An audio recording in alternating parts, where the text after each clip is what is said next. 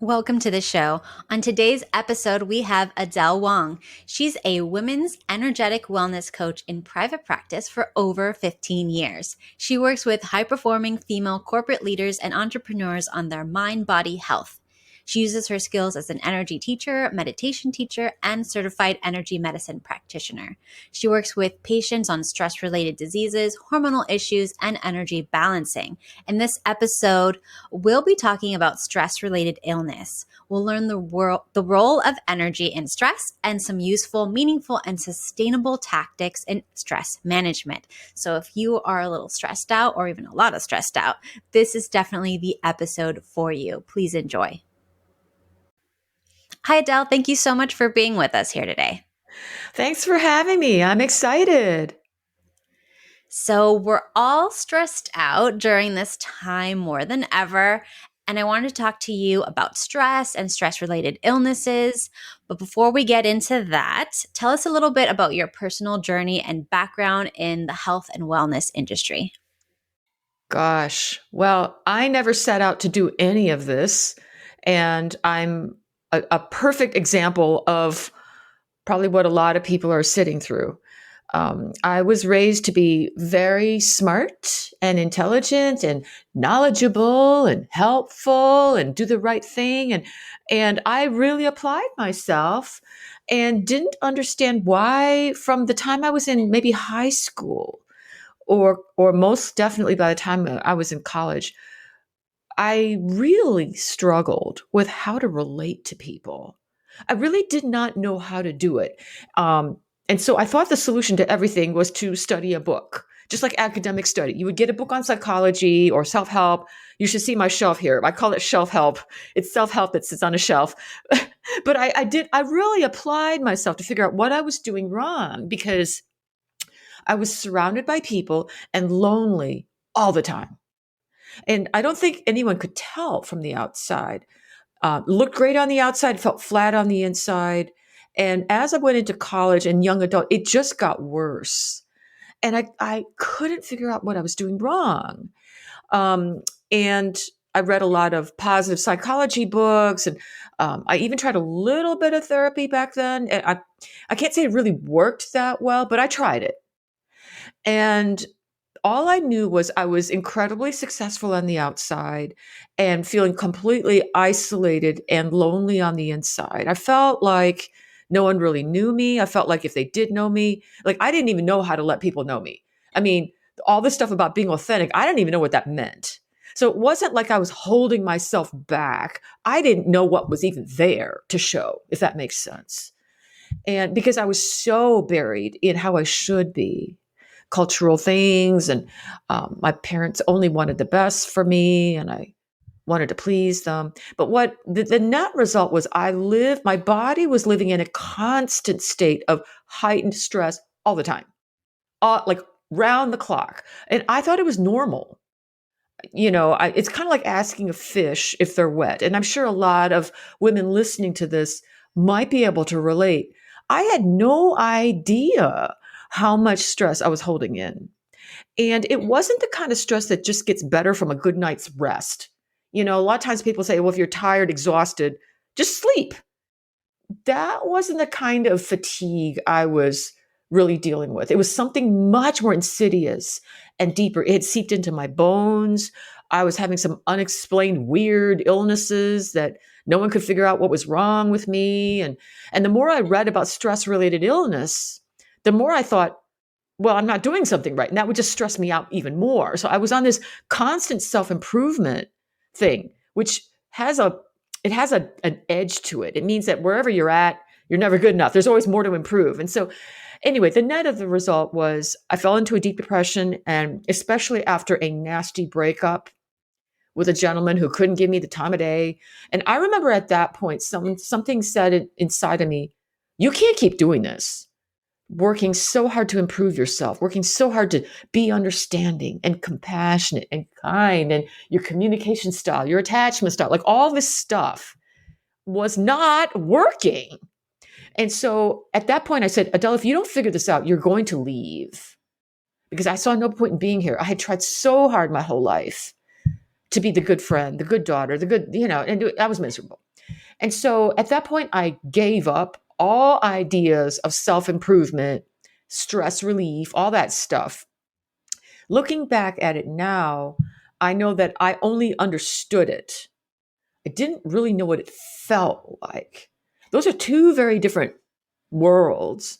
And anyway, I traveled around the world, worked with people that they're not famous, but they showed me a body of work I had never heard of. And I noticed I started to physically feel a lot better quickly for no reason. I wasn't doing anything else different. I wasn't exercising more. I was not eating differently. It's just this type of work that I specialize in more um, made a radical change. The world of energy. And it's something I can talk about more because I think it's something that people intuitively yearn towards, but they don't know what it is. So anyway, I got so much better that I started sharing what I knew with friends. I discovered that when I was little, I remembered seeing things around, like, I don't know. I realize now my eyes are just sensitive. I see things, energy. It's nothing, that's special. It's kind of like people who have a really sensitive nose can work in the perfume industry.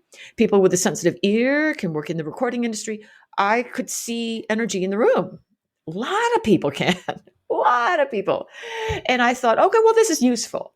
So I had a high level job in a bank in corporate, and I was working in IT software development. And in the evenings, I was working with people. And I got busier and busier. And pretty soon, I had to make a choice. And I remember saying, okay, if I'm meant to do this, I will do it for 6 months. And if it doesn't work, I'm heading back towards telecom, right? And I never looked back. It did take off. And now I specialize with working with women just like me. They're usually very intelligent, professional, sensitive. And they're usually women very driven to do the right thing, right? I don't want to let people down. And that enormous pressure. And underneath it, I don't know what I really feel or think anymore. So there are some tools that I specialize in that will help with this. And a lot of times people, when they present, usually it's often with like a physical illness, stress related illness that I can give you a list of them: IBS, Crohn's, arthritis, lupus, migraine, anything related to the ulcers, digestive tract, um, unexplained pain, back pain that doesn't go away. Like there's a whole litany of conditions that modern medicine is not very good at. The most you can do is maybe take a med, but it never heals. It never seems to completely clear. It seems like people are trying to sort of get by. And what I noticed was in my work, we were seeing really great results with the addition of an energetic approach or a different line of inquiry. And so I spent 5 years in an integrative medical office next door to MDs. So they would send me all their patients and I'd work on them and send them back. And we had a waiting list of 6 months. I mean, and I feel like this is the type of healthcare, especially women want, because it's much more, all of us, including your hormones, including acupuncture, including your sexuality and sensuality, including your sleep, like all these things. Instead of, you go to sleep specialist for this, you go to a hormone specialist for that. I mean, there's room for that, but I really feel like we're approaching a point where all of these things can talk to each other like in a round table instead of sequential. Anyway, that's a long story, but that's how I came, because I almost did not make it. I reached a point of such depression. I said, I'm just going to leave if I don't find a better way to do this. And so I'm so glad I did. And this is what I share with women around the world now. Oftentimes we're getting amazing results. And I mean, yeah, it's not because of me. It's because of introducing a different way of doing this, because women are exhausted. They're absolutely stressed and overwhelmed. So anyway, that's my story and I'm sticking to it. Awesome. So I think pretty much everybody, especially women in general, can relate to your story. I mean, even myself, I am a little ball of bent up stress. I know I am. And I've always tried to deal with that my whole life. And sometimes I'm really good at it. And then other times things set me off and then I need to go back to like calming myself down. And it's just like a struggle. And I don't know if that's all women, but it's definitely all the ones that I Well, know. and I love this, especially on your podcast, because I feel like we need to change the paradigm of how we talk about stress. Because right now, the model seems to be go calm yourself down, and everyone is just trying to keep their stress down to a roar, right? And it feels very palliative. Like if you feel bad, go take a yoga class or do meditation, which works up to a point. Meditation works up to a point. I mean, everything's useful. Meditation, acupuncture, all these things. But if everything is just sort of trying to minimize or keep things down to a roar, people don't bloom. Like if you're stressed, there's something there that important for that is trying to tap you on the shoulder to move you towards something better. And I feel like right now, much of the discussion on women's health seems to be more of a yes, we need to calm down, but we also need to take action. So there's the yin and yang. And if it's too yin, nothing ever improves. You just sort of live another day, and maybe the ulcer doesn't progress or PCOS doesn't get worse. But if you really want to maximize wellness, there has to be the yang of what is happening to this sensitive soul that has her because the women are sensitive. And instead of that being treated as a liability, I think it's our biggest strength. And so we need people who are interested and open. Like, I mean, I've spent my lifetime understanding sensitivity in a way that's useful instead of, like, well, just get over yourself, or because a lot of women feel like they haven't made the cut, right? I'm not being a good mother. I'm not, like they're overwhelmed. I'm not a good employee. And I'm also sometimes inviting women to say, you're set up right now. The way things are running, no woman can do really well, but as long as we have this mentality that you should somehow figure it out and be exhausted and have enough time for your own sense, you've got 2 kids, you're working a job. Humans weren't really designed to live this way. When you look back into history, and I can go into that if it's of interest, but I share that so that your audience knows you're not crazy. So, yes, definitely for stress, we need to calm down, which is useful, but there's often also a call to do something differently. What's possible here? If I need more help, if I need to confront something or whatever, there's something that could be addressed. So we needed the yin and the yang in order to make this thing bloom. Because I tell all my clients, don't spend your whole life getting ready to live it, right? You have one life. And I feel like sometimes women are barely hanging on, if you know what I mean, barely hanging on.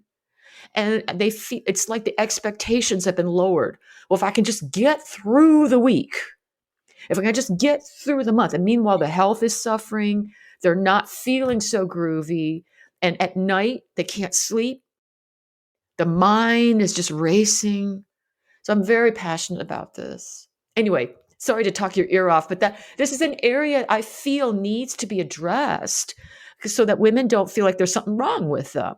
Yes, all my friends that have had children and they still have to work and they still have to do all the things, it's just expecting too much of one person, Absolutely. and they're always staying up all night looking at Yes. Instagram or looking at something just to calm down and to have a moment for themselves, because that's the only moment they get in maybe their entire day.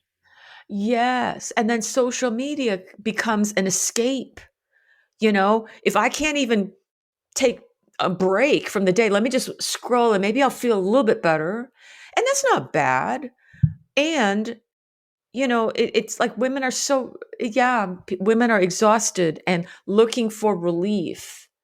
And then social media sometimes is not the whole enchilada. If you start comparing yourself on Instagram, then you finish the evening feeling even worse, So, yeah. So I have a lot to say around this because I feel like until we get real with this, women's health happiness will be affected. And if all we're telling people to do is go meditate, uh, it's not that it's wrong. It's not enough. It's not enough. So I love what you're doing on this podcast. I think what you're doing is of service to a lot of women. Yeah, I know that I myself, I cannot meditate unless I'm already in a calm state. If I'm angry, if I'm Yeah. really, really stressed, all I will do would be ruminate on the things that are Yeah. stressing me out or making me angry. Absolutely. And so what I notice is the psychology that's happening is that anything that feels gross is somehow bad. You know, if I'm angry, I shouldn't be. Ladies, if you're listening to this, there's this mindset, if I'm angry, I shouldn't be. And when I'm speaking to clients around the world, or women who talk, they're embarrassed about being angry, or they're ashamed, they blew up. And I'm like, I love that because it's the flip side of passion. That energetic, when you study energy medicine, like I was, that is the flip side of passion. It's related to what you want, it's related to your sexuality. So if we meditate that away too early, well, then we don't know what is it that you need in that moment. Obviously, we don't want to just, blow someone's head off in that moment, but that impulse is natural. Like animals get angry for a reason. Territory has been encroached on. Oh, you're stealing my food. I mean, there's a natural vibe, and we're the same. So, what is it in you that felt threatened or disrespected or whatever? And we can take action towards that. I feel like women often spend too much time trying to be going with the flow. And yes, we do need to do that. But if that's all we do in terms of trying to address problems, problems can stick around a long time. And that definitely affects women's health. Yeah, I have some friends that they get very angry. Like if their husbands, I don't have this problem, so I'm very lucky. But if their husbands are like flirting with another girl in front of them or doing anything that's a little bit disrespectful, and then they start getting anxiety and upset and like checking things, and then they're labeled as crazy and jealous Yeah. and possessive and all these things. And I'm just like, I think that's an appropriate response. And I think it should be maintained until you get the result you should get. Like, you're not getting what you deserve. So you should be fighting for it. And if that person's not going to give it to you, end the relationship or whatever. But the conversation needs to be had. It's not you that's the problem. Exactly. Exactly. Exactly. And a lot of times women feel like, well, if he loved me enough, he wouldn't do that. If he really loved me, he wouldn't do that. And I basically say, chances are he would do that with anyone he was with. You just happened to be the one that was around. Meaning, and this is the case for all kinds of problems. We think if they loved me, he wouldn't have done that. He wouldn't have cheated or this and that. And I'm like, look, some of these problems started long before you even met. Character issues, fear of abandonment, whatever, confronting. And it's highly likely that your husband or whoever it is would have done that with whoever they were with. You just happen to be the one. So can we not make everything in the world about you? Because a lot of women do that. And that just, oh my gosh, it's like an acid on somebody's energetic field to start carrying around everything that bad that happens is because of me, you know? So that's one thing from an energy standpoint. I like to help women shift. Yeah. Yeah, I read this book when I was younger called Why Men Love Bitches. It was the best book ever. I know it sounds terrible, but it is a great book because it just teaches you that if you stand up for yourself and if you demand respect, and maybe the people who call you like jealous or whatever, those are not the people for you. You need to demand that respect in a nice way, like saying, if you want to do this behavior, I will not be in your life. That's the boundary that women are not being taught. And then they're just crying or getting upset or having some sort of emotional response or getting jealous or whatever, when they should be taught how to set boundaries, how to stick to them, and how to let go of people that don't respect boundaries. Absolutely. Absolutely. There's this idea that I can nice people into respecting me. You know, yeah. Yeah. So, I mean, this topic goes really deep in terms of how women are conditioned to be in the world, how we hold our sexual energy. My experience has been in working with thousands of women. I've worked with cancer, I've worked with all sorts of OBGYN things, hormonal things like that. I can't prove it. We could say in a general sense that CDC has said like 96% of all illness has some stress related component. 96%. And I would go so far to say, especially for issues reflecting women's health, um, because there's not enough emphasis on the energetic wellness of women, which is what you're talking about. The ability of women to say what they mean what they say no, even though it feels like psychology. And I'm not a psychologist, but I understand energy really well.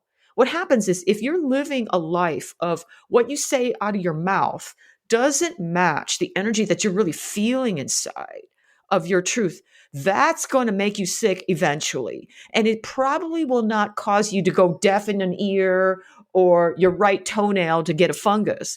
It's going to hit things like breast cancer, ovarian cancer. I cannot tell you how many women I've worked at and helped turn around that at first it didn't look like there was any relationship between the cheating husband and breast cancer.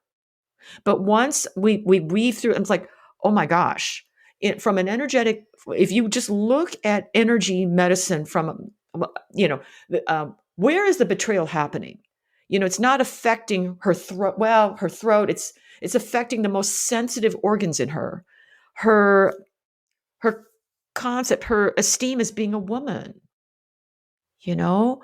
And yeah, it's it's uncanny how the body often reflects what's going on energetically in our interactions with people. Or, you know, the mothering thing got a little wonked out, or um, and I'm reading some literature that is talking along these lines. Ovarian cysts, like things related to the feminine side of things. And then you trace what's going on in women's lives. Is it possible women are having a grand old time and everything's fabulous? Sure. But when you look at the percentage of the opposite situation, highly combative relationships, never feeling safe in her own house, abuse, tiptoeing around a man, not being able to say yes or no. It just, her life has been just taken over by everybody else. The body feels invaded and the energy starts doing weird things and starts being expressed in all sorts of ways. So sorry, I wasn't going to meaning to go off in this tangent, but I do. It's something that I work with a lot. So, what do you feel about? Because I've heard that if you have certain emotional problems or certain types of stresses, different areas on the body become Mhm. affected. So, Sure. is that true? And what are some common ones? Yeah, my simple answer would be yes, with a lot of caveats. So we can't always say, "Oh, well, if you fight with your husband, you're going to get this. If you fight with your mom, you're going to get that." Stress overall is going to start affecting our weakest areas. So is it possible if you have some genetic, tendency towards an ulcer, that's where it goes, or you're a little bit generally weaker in the lungs and that's where it goes? Yeah. Um, I also noticed that, like I said, certain themes of what women are living with, it can be a ambivalence or even intense unresolved anger towards being a mother or your own mother. It's unique. It's different from what men experience. So we can't treat all stress the same. I'm very interested in deconstructing our conversations to be a little clearer so that we don't lump all stress together, because even enjoyable things are stressful. Weddings are stressful, right? I mean, the body still feels a hit, but if we can be a little clearer on how we talk about what's going on, we might get better answers. So in classical energy medicine, yes, worry is stored here, grief is stored there in the lungs, but I have not found it to be a 100% thing. When someone is talking to me, I do take it into consideration, but I don't just jump to a conclusion like a dictionary. Oh, this means that. I feel like that's doing people a disservice because there's always going to be exceptions. It's like a very wide bell curve. It's not like you can definitively say X. It's more like it's possible, and sometimes women have a lineage. Well, every woman in my family has had problems with XYZ, you know, and sometimes I'll get clients who say, my aunt, my grandma, everybody had, I don't know, uh, hormonal imbalance or whatever. And I'm taking that into account. And I'm noticing the way these women are living, what's been an expectation. And a lot of times women aren't even aware of it. So we can turn things around now. There's no guarantee, but I can say no matter what happens, you're going to be a lot happier. Just spending a little bit of time on these things, because I always say, where else would you like to spend your time, energy, and focus and your money? Spend it on something that matters. Instead of Netflix or another cruise. The money is going to come and go anywhere, but anyway, time is going to come and go anyway. But if you're really concerned about the quality of your dating relationships and how it's making your stomach hurt and how you're not sleeping, and this keeps happening, spend your focus there. And then you've got the rest of your life to have a good ROI on it. So it comes down to decisions for women. A lot of women would just say, well, this is the way it is. It perpetuates. I don't know if that's making any sense at all. Yes. So I know that when I was in a very stressful job, I started getting acid reflux first time in my life, all the time, and I was just very on edge. Yeah. My new boss was always like, I'm going to fire you unless you do this. I'm going to fire you unless you do that, like constantly threatening me. And then I had all that weight on myself. And then I had in my mind, like the story is like, I don't think I can find another job because I'm in Miami and I don't also speak Spanish. And, it's hard enough to get this job and all these things that go on into your head. And then finally my husband and I, we got married, and then he's like, just quit. And then I quit. And for like, I think a year, I was kind of detoxing from the Detoxing. stress, from Yes. just calming down, where I kind of looked kind of Yes. sad and mopey. And then like it completely stopped. Whereas other women, they'll have those symptoms, they'll go to the doctor, they'll get put on antacids or God knows what else, Yes. and they'll keep at the stupid job. Yes. Good on you. This is why paying attention to what's stressing you is invaluable. If the attitude is always take a pill and calm down and get up the next morning and do it again, it's almost a form of self abuse after a while. But a lot of people figured, well, that's how you do life. You suck it up. But whatever's bothering you has a message. There's something either not sufficient or you're not getting something that you need. And women have not been trained to sit there in that line of inquiry. It's more being a good employee, work harder. What can you do to please everybody? And it's exhausting. So we need both sides of the equation. But my experience is that women tend to sit on the yin side of things. Sometimes we need some yang. Yeah, the yang of inspiration, the yang of inspired action. And in order to find that, we need to first calm down a bit. And it helps to work with a community, a guide, because if you could have done it by yourself, you would have. Now, maybe you were fortunate that you had people around you, like sounds like your husband, who could support you. But there are a lot of women, they don't have anybody around them. And I'm here to say that that journey, expecting women to figure this out all by themselves, is a tall order. And the reason is we did not ever evolve to live this way, where people lived in their heads and solved problems by themselves. Once upon a time, people lived in communities. It was much more of a collective village. You had elders who could advise the young moms. There wasn't this idea of a nuclear family just sort of hacking it by themselves in the suburbs. That's a tall order. And then people have to jump in a car and commute an hour, or before COVID, the stress of that. And then we send the kids over there, like it was we weren't designed to live this way. So women used to have access to much more community support than women have now. So what I tell women now is you sort of have to consciously reach out, listening to Kat's podcast or joining a group of like-minded women, because this support, it may not just fall in your lap just automatically if you're waiting for it. Sometimes you're going to have to go out and look for it. And this is especially true if everyone else in your family is feeling disempowered. It's easy to be the sum of the 5 people you're around the most. I think there's a saying that we're influenced by the 5 people we're around the most. So if the 5 people around you the most are saying, well, just deal with it. Get over yourself. It's not so bad. Maybe you should, meditate. Like it's not the support you need. So that's why, I love getting women together. I love podcasts like this. Women can listen to this in the privacy of their own home and know that they're not crazy.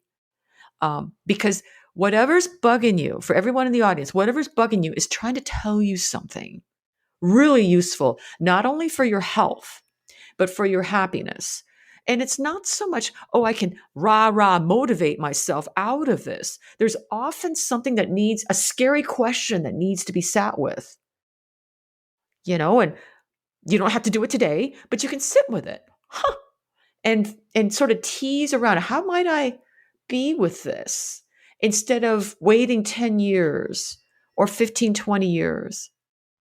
Like I have a lot of clients, they're in their late 50s or 60s. I had a client recently tell me that she knew 20 years ago that her husband was having an affair, but she just didn't want to deal with it because her life would change on a dime. Right? I mean, once you really let yourself know what's going on, you have to do something. But instead, she went on this other journey and developed all kinds of health issues from the stress of that. Whereas, once you know that, like I think it's been said, it's like the speed of light, you know it. And then sometimes making a decision in that moment is kind of scary. So we slow it down. We slow things down. And I've done that a million times. So I get it. But it's so much easier with a community. It's so much easier with good podcasts, with, I have a women's group we meet online around the feminine essence. I mean, find something. And then you won't feel so alone. So I have a big problem with what's going on today with the news and the stress and Yes. fear and anxiety machine that it's like pumping out into the country and the world, and everybody is on edge. We're going to die. We're going to die. This is, the world's ending. This is the end of everything and blah, blah, blah. It's just repetitive and the new normal and and all these things just perpetuating all this anxiety and stress in the population. I mean, I had to stop watching television completely. I just refused to watch it. And I see the people that are still watching it. They're coming to me like, but you don't understand, blah, blah, blah, blah, blah, blah, blah. And they're going a mile a minute with all this stress and all this anxiety. And I'm like, stop. I don't care what they say anymore. That's not my world. And my world is what I'm going to create, my bubble. And if I get this or if I get that, I'll deal with it when it comes. I'm not going to spend every day of every minute living in fear and going nuts over things that ultimately I cannot control. So when it first happened, the fear and stuff like that, it got to me. And then my thyroid was affected immediately. Like I started blowing up. I had like a huge nodule and I'm like, oh my gosh, this is Yes. terrible. I'm like, I had one of those. That was yes, one of those unexplained illnesses I told you about at the start of our conversation. I had one of those. Went to all yes. sorts of docs and they tried to tell me, oh, you got this, you got that. And it was energy medicine that cleared it up for me. But yeah, go ahead. Yeah. Yeah, so I had all these things and they're telling me, oh, you have to do this or that or whatever. And then I'm just like, no, it's the stress. Trust me, I know it's the stress. I know what stress feels like. I see the anxiety. I was starting to get panic attacks after Yes. watching the news. And I'm like, that's what this is. I need to cut out the news. And every time somebody mentions something going on in the news, I need to say, you have to stop. And if this is what you want to talk about, you cannot talk to me. And I know that rubs people the wrong way, but I like to think about positive. So then I would look at positive news. What you can do. If you get sick, this is what you can do. And this will help you. And blah, blah, blah. And then I have my tools. Okay, if it does happen, I know what I can do to feel better or to have a better chance of recovery. And you know what? 2 whatever years it's been, I still haven't gotten sick. I haven't gotten anything yet. So other than the thyroid issue, which it's pretty much gone, my last scan says it's shrinking, so yay. But I mean, these things, people need to realize that I don't know what we can do about the news. That is one thing. Like, I feel like they need to be held accountable for what they're doing to the population, because it's not just me that's getting sick off of that stuff. It's all my friends are getting sick. They're getting serious illnesses. They're getting cancers. They're getting a whole bunch of stomach issues, things that they've never had in their entire life, just from watching the news and being told they need to be in a state of constant fear. Yeah, and you bring up some really important points around personal responsibility and the collective. And yeah, there's this thing called the business of news going on. I mean, it's it's this is so multifaceted. But at the end of the day, I do feel that each humanoid needs to do what they need to do to take care of themselves. And it's different from different people. You know, if for example, if you know the news makes you feel absolutely sick, you can decide you don't watch the news. It doesn't mean you're totally, not paying attention to, if a bomb goes off in Europe or something, that you will have some knowledge of it. I don't think it's advisable that people are completely unaware, because then we're sort of disconnecting from the collective. We do need to sort of stay part of a community, but it's on a scale. How much is okay for each person, and I have no judgment of it. I do notice, however, if people are completely tuned out, which I don't think you are, but I ran into someone in February, a former client actually. She came to me. We did some great work. She's so much happier. Yeah, I had worked with her like 3 years ago. She was really depressed, and then she was very happy going off into the world. And I ran into her, and this was at the end of February. She didn't know anything about January 6th. Had never heard of it. And I remember feeling so fascinated. Like, is this a good thing?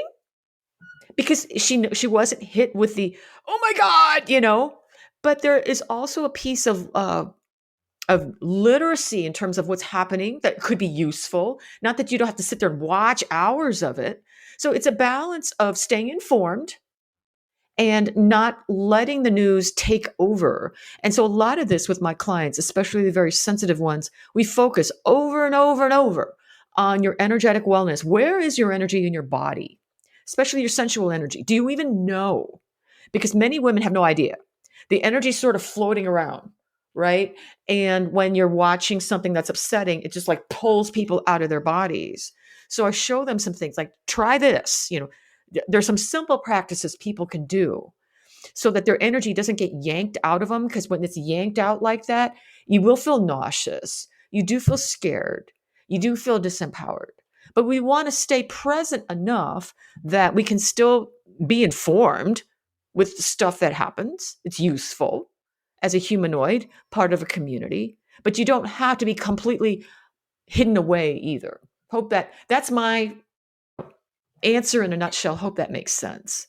Yes, I definitely am not informed. I just choose which news to consume, and I choose some that are not biased. They have this person from this side, this person from that side, and then these people from the middle, and they're all having a civilized conversation, fact-based. Maybe they disagree, maybe they don't, but it's not name calling. It's not doom and gloom on the other side. It's not threatening each other or saying you're wrong, no, you're wrong. It's none of that, because that brings your anxiety up. I just want to know the facts, and then I'll process them. I don't need you to tell me how to think and how to feel about anything. And that's the problem with the mainstream news, that they're telling you how to feel, and how to feel is always ending up making you sick. It's a complex issue, that is for sure. So let's see. Moving on from that. Why do you think that the standard method of treatment, when it comes to traditional therapy and medications, why do you think that there's such a push against it, and why people are searching more than ever? In my experience, just seeing what's going on, they're just searching Yeah, for alternatives. they really are. They really are. I've explained it this way, if it makes sense. You can imagine a square with four quadrants.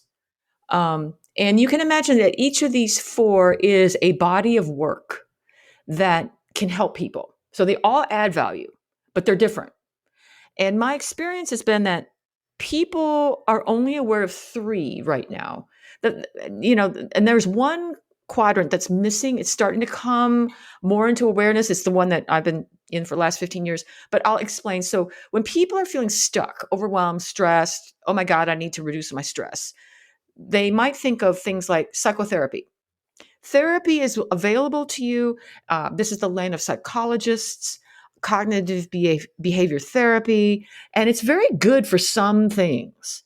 And it's the world of the mind. So these are people who specialize with how and why people think the way they do, the way the brain interprets things, and it's really especially good if you've got some weird psychopathy or something like that.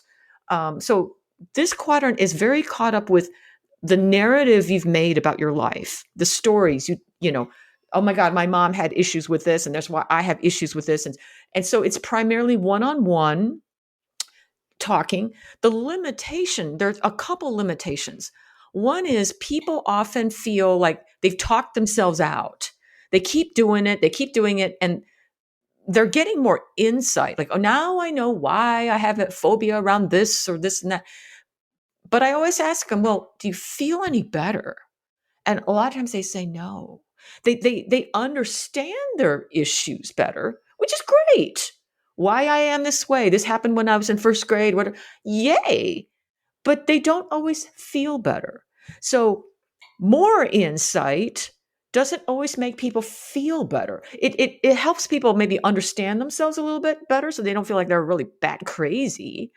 But there's a limit to how much insight can really help the heart bloom.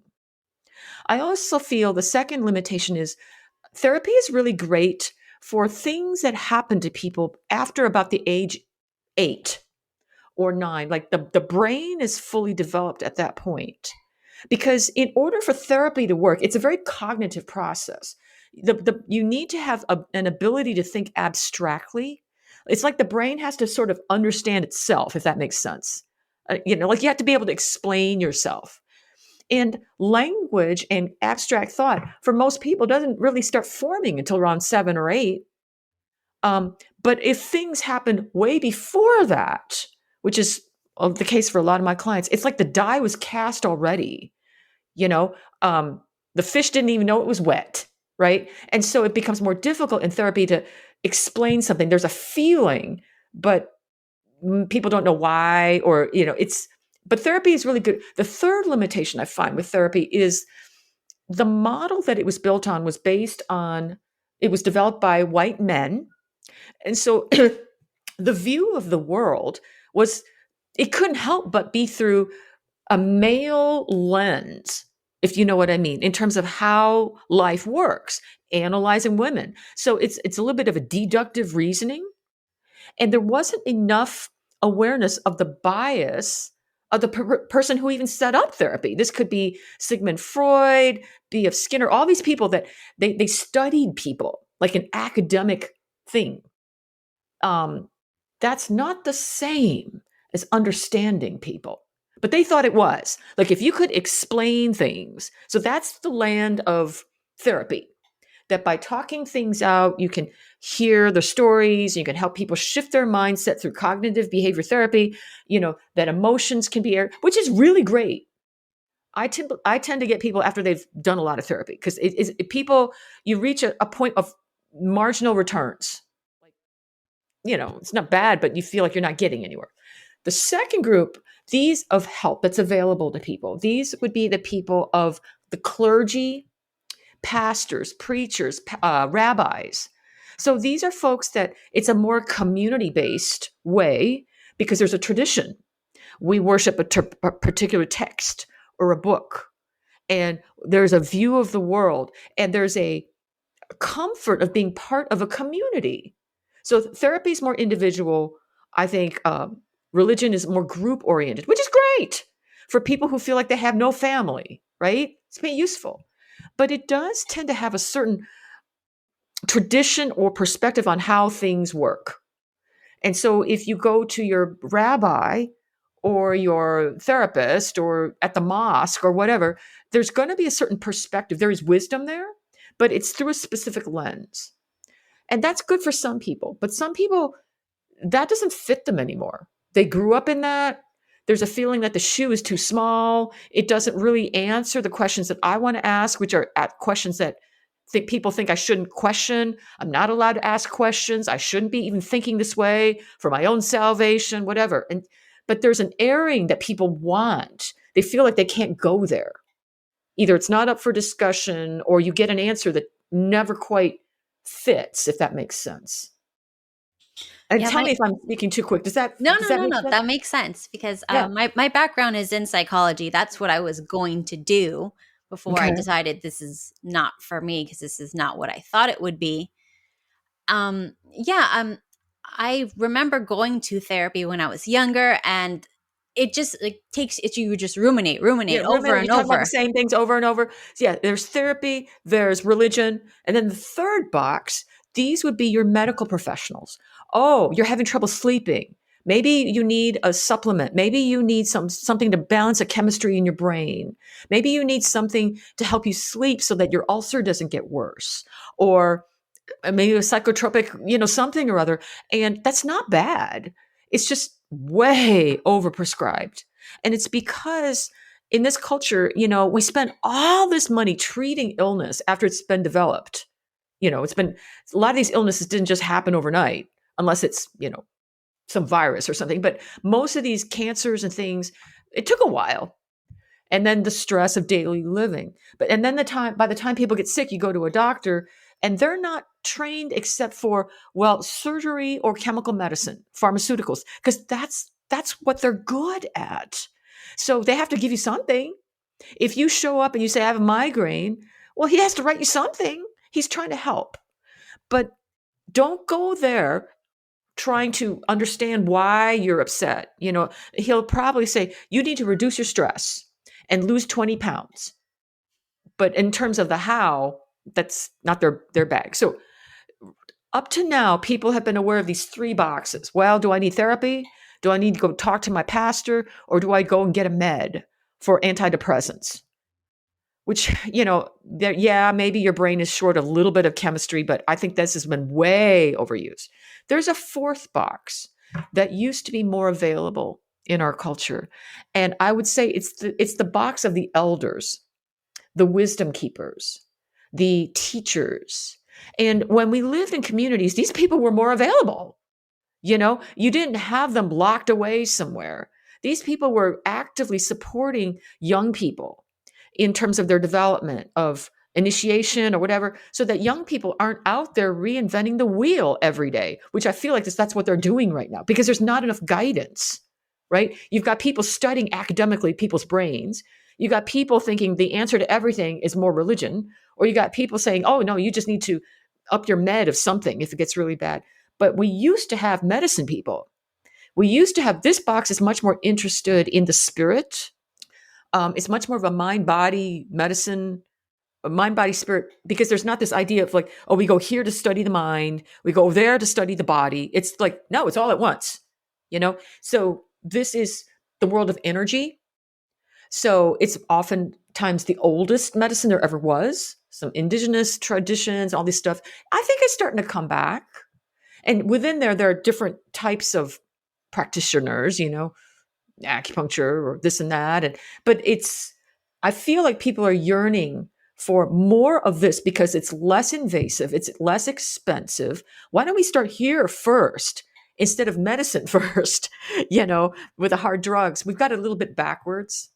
So to answer your question, I would like everyone to know there are 4 quadrants. They all have value. They're all good people wanting to support you. You as a consumer can start thinking about what do you need most? There are times you just need a med for something. Your hormones off or whatever. And there are other times, this has been going on a long time. Nothing else has worked. Let me explore the mind body connection, see what's there. Or why do I fly off into a rage so much? What is driving that? So I can be a better mother, a better partner. Anyway, long winded answer. 4 quadrants. And we're missing one. I think it's starting to become more and more aware for people. So, what are the types of energy medicine? Yes, there are many kinds. And um, not people have a tendency to lump it all. It's all the same. Reiki's the same as acupuncture, and acupuncture's the same as shamanic work. They're very different ways of working with energy. Some of them are more unguided. Like there's not as much of a technical. Oh, well, this is this meridian, that meridian. It's just I'm just going to send the energy and let it do its thing. Others, it's much more technical. To be a good acupuncturist in China, for example, it's 20 years training.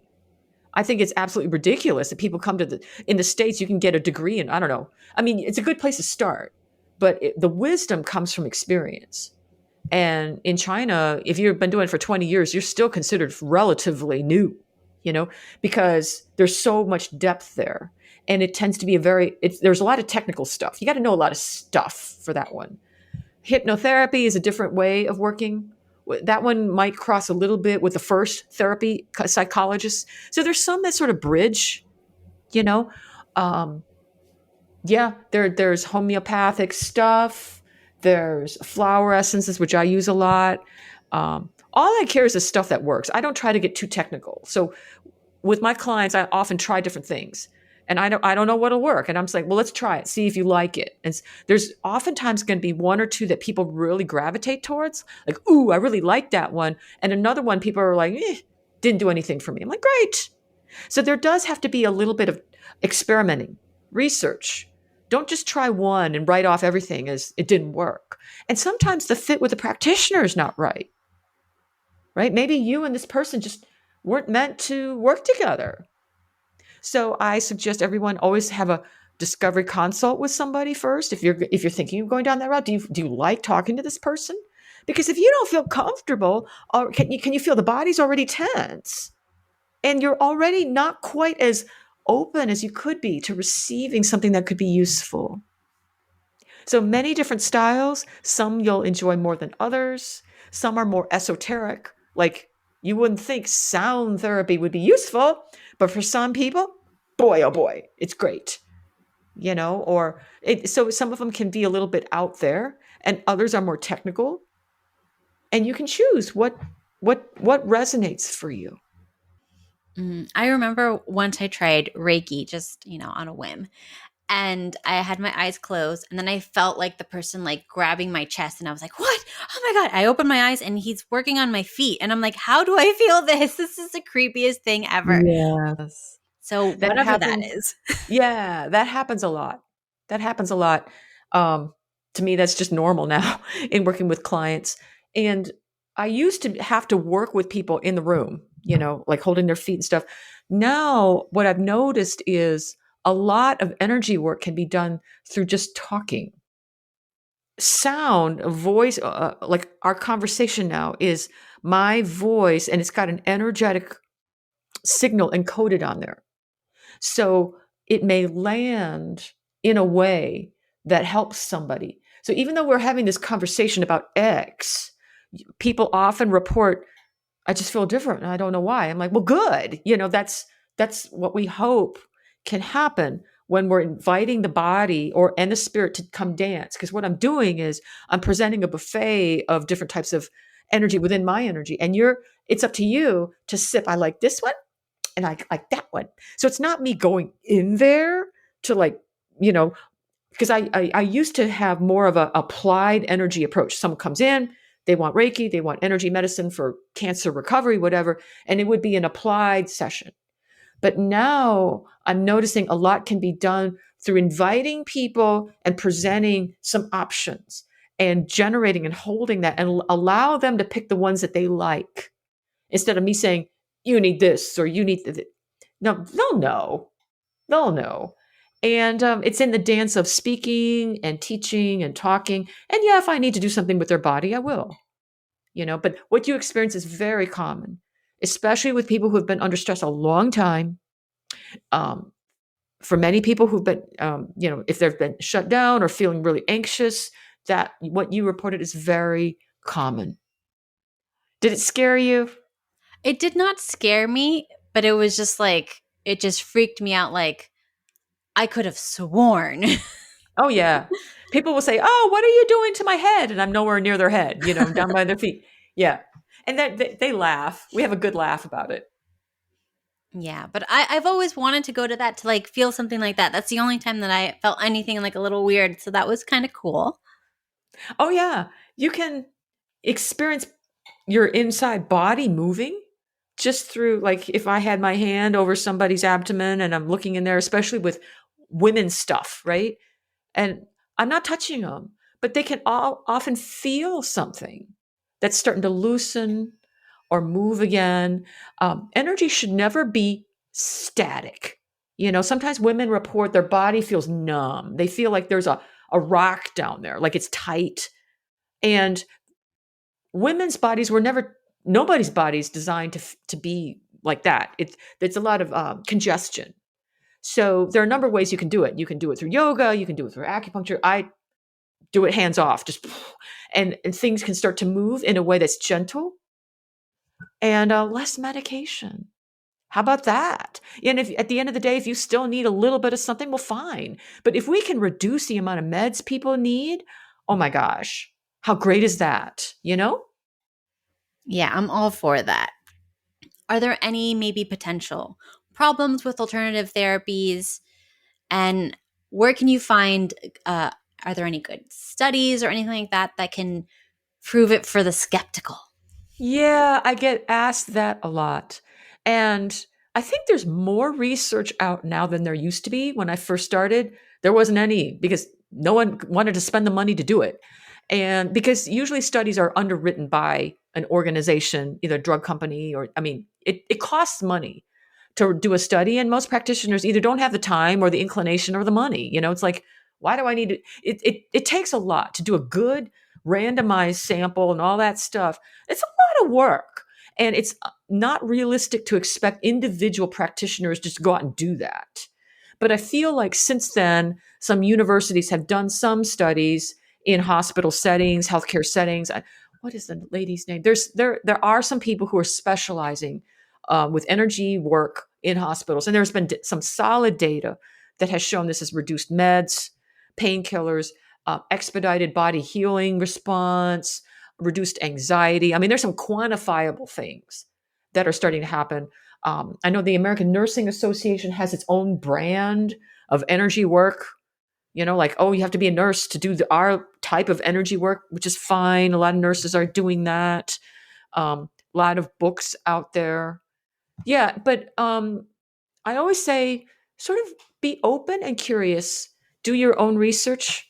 I always tell people that if people want to work with my personal philosophy is, I don't always know if I can't tell always what's going to happen. I have a pretty good idea based on my experience of the types of people I am good with. But I say this should not be something that you have to do 10 billion times to get a result. So therapy typically is a long-term, well, it depends on the kind of therapy. There's short-term and there's long-term. But I usually expect that something will shift within one appointment. And if it doesn't shift, I've already decided I'm not the right one. I want people to get in front of the right practitioner. And unfortunately, so much of this is hard to describe. It's like, and that is frustrating. And I get it when you're short on time, energy, and money, and you're like, who do I get? I understand from a consumer point of view, it's overwhelming. Like, well, I don't know. You may go with referrals, you may watch a bunch of YouTube or listen to some podcasts. Who do you feel good with? But there's no real grading system or better business bureau stamp yet for what we do. You may have friends that have had some good results. You may ask an allied professional. You may ask, your massage therapist. They usually know somebody because they're the closest, right, to the body. Hey, do you know of anyone? They'll know somebody. You might even ask someone like your dental hygienist, or there are some professions that are closer to it that might know of somebody in the community, or in some cases, working online can be an option, because you don't have to be in the same room. Most of my clients aren't in the Atlanta area, so, but trust your gut. It has to feel good. I hope that helps. It's like sorry, it sounds so vague, but I don't really have the best answer yet other than people being curious, asking around, and trusting their gut. So, what are some things that people can do right now to address their stress and maybe help alleviate some of it? Yeah. Well, everybody knows about meditation. Everybody knows about yoga. So I'm not going to go into that. But I will encourage everybody to start noticing. I know this sounds weird, but start noticing what the inside of your lower belly feels like. 3 to 4 inches below the navel. There is a place inside the body where, in feminine essence work, we would talk about that's where the spark, the feminine energy lives. In masculine, if you're a man, it's often slightly higher. But the best analogy would be, how when people are on surfboards, the gravity point, right? Their legs, their knees are slightly bent, and nobody's standing at attention, which is very disempowering in a way. It's not natural to stand at attention. It's more natural when you're checking out, oh, if this wave comes this way, I'm going to go that way. That sort of groove energy. We're saying in dancing, hip hop, jazz at a club, people are relaxing. Um, let's see, hula. It's a very lower body center of awareness. Our culture tends to be very intellectual. So people are more aware of what's going on up here. They literally, from especially women who have had problems with a trauma, disconnection with sexual energy, which is a big problem in this culture. Women are taught what feminine is rather than the energy of it. So there's this idea feminine is, your makeup being very soft, going with the flow, and, very nurturing. Those are just qualities. Essence is an awareness of your preference, of the way your energy likes to run. And it's different for every woman. But anyway, that stuff lives lower in the belly. So if people want to start today, what you can do is imagine dropping a pebble, or a gold coin. You know how you can drop a pebble into a wishing well? Imagine doing that down into your body. Like it's like as if you had a well, if you're a woman, in the middle of your, um, we call it the womb space, your pelvic bowl. You just drop a coin down there and let it go down, down, down. And a lot of women have never really felt what their inside feels like, especially if there's been surgery, cysts, all this stuff. Like that area is often very congested. So this is one of the first practices I help women get good at this. And I'm helping train them, especially if you have issues with cysts, because endometriosis, irregular periods, infertility. I've helped a lot of women with infertility because they're having trouble conceiving, and some women are disconnected from their sex drive, whatever. They're like numb down here. So there are practices that you can do just to develop more of an awareness, and no one has to know you're doing it. It's not like you have to go to India and do anything exotic. You can just be in your own home, sitting there at the dinner table and becoming more aware of this spark inside your lower gut. And there's a lot more to that, but I would just say that's something people can start off right now. Put a spark. And what happens is people typically think of their bodies outside their bodies. Oh, Adele, is this the second chakra? Like people get really intellectual. I'm like, not really. I mean, it's in that area, but I would rather you be in your body, like inside. Can you feel and people go, I never thought about it. Yeah, because it's easier for people to feel the inside of their hands than the inside of the pelvic bowl. I would absolutely suggest to everyone listening, start there. It will feel odd at first because you've never done it. Like, oh, this meat bucket, like, is this even attached? I'm like, yeah, start becoming more embodied. It's going to help your adrenal system, your fight, flight, all these things that happen when we don't have access to this power center.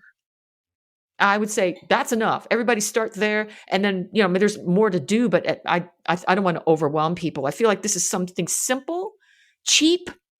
Well, it's simple, but it takes a lot of practice.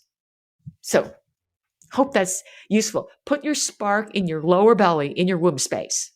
And if you're a guy, it would be about an inch higher. The center of gravity is a little bit different. But I work primarily with women, so I talk about the womb space. If you're a guy, you can talk about power center, dantian, and it's something the martial artists know about. Interesting. Yeah, it's groovy. So, where can everyone learn more about you and tell us all the ways that people can work with you? Yeah, I'm pretty easy to find. You can look me up on all the socials. I'm on Instagram, my website, safehavenhealing.net. I think it's under construction right now, but I do have a pretty active TikTok channel where I put clips out there. You can find me on TikTok. I also have a YouTube. I do have a podcast where I take some of these topics and expand on them. So if you really want to understand feminine energy at a deeper level, or what's happening in our culture around us, I often interview people that I think have something interesting to say. Go to the All Things Human podcast, wherever you get your podcasts, iTunes, or you can just Google my name, All Things Human. And yeah, I would invite everyone to connect with me so we can be part of a community. Because I think people are trying to live this life alone way too much. And yeah, if you want to talk to me further, you can book a time, discovery conversation. The first thing I do is listen. What's going on? Do I think I can help you or not? If I don't think I can help you, I'll just refer you to somebody else. If I do think I can help you, I'm get some questions, to make sure I really know what's going on. And I work with people privately. I also work with people in small groups. Small. I like intimate. So these are not massive, big box, 300 people of your best friends. It's small. Yeah. So I'm pretty easy to find. Just reach out. I'd love to hear from everybody. So I will put all that into the show notes for everyone to check out. Before we go, is there anything else you'd like to leave the audience with? I just think it's awesome that people are waking up to what's possible. In previous generations, I feel like people sort of, I don't know if they stopped dreaming or they just didn't expect what was possible. But with more possibility comes more responsibility. And, there are times when I don't want to know what's possible, but I don't want to choose, but so it's a double-edged sword. We have more freedom, and you're going to have to exercise more personal responsibility of what's right for you. That just doing what someone else tells you, although it's easier, it may not be the best solution. So be brave, explore, listen to these podcasts, explore, read books, talk to cool people, and just stay open. Yeah. Well, thank you so much for your time, and this has been great. Thank you for having me. It's been a great conversation, Kat.